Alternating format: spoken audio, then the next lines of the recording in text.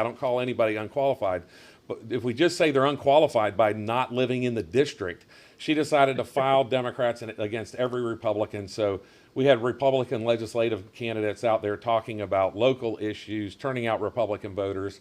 And I hope we keep the supermajority. It's a little tougher in a presidential year. But Nikki Fried, I felt like, took Florida off the table a little bit back in June when she decided to go with this crazy strategy instead of trying to be focused in her intent. But well, I hope she continues serving as the chair of the Democratic Party in perpetuity. I endorse her reelection. I'll go out there.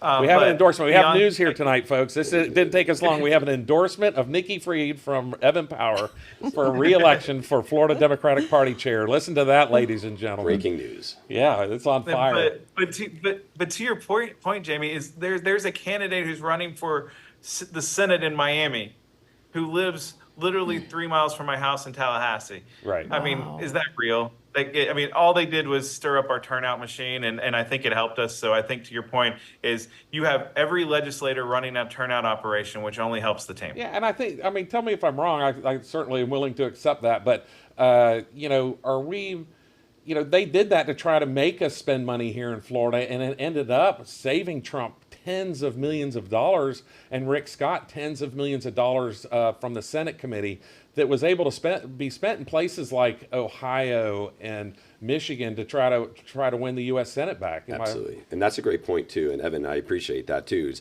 when we save $1 here in Florida, we know we're going to get 10 points. That's $1 that goes to Ohio. That's $1 that goes to Pennsylvania. That's $1 that goes to possibly Texas, although that's a problem over there.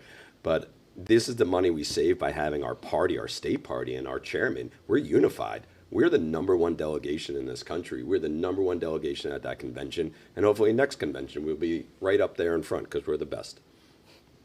Well, and to your point, the saving of the money, in 2020 in Florida, we had over 200 staffers in the field paid for by the RNC. Do you know how many they're paying now? I think 1. Wow. We paid some field staffers out of our own RPOF coffers, but we've been able to save the RNC tons of money by taking Florida out of play. We're a Tier 2 state. But what we've done, and I'll give credit to my executive director, Bill Helmick, and my political director, Alex Pantanakis, is we built a plan, we executed that plan, and with a limited budget and limited time, because I came in on a little short notice. Absolutely. And we've been able to take a Tier 2 state and get it to perform like it has been invested in millions and millions of dollars like it has been in the past. I agree with you. And if we start winning some of these other U.S. Senate races, I certainly hope you get the credit you deserve. They're certainly going to hear about it here on this podcast and in my blog for the credit that you deserve for making Florida a safe Republican state and safe for freedom like you have and our friendship has over the last 20 years. So thank you so much for joining us. And I think Nikki Fried was appropriate to change her logo to a panther because Democrats in Florida are definitely an endangered species after tonight. Well, I've not been kind to the Florida Democratic Party chair, not because I know her or dislike her, but because she's incompetent.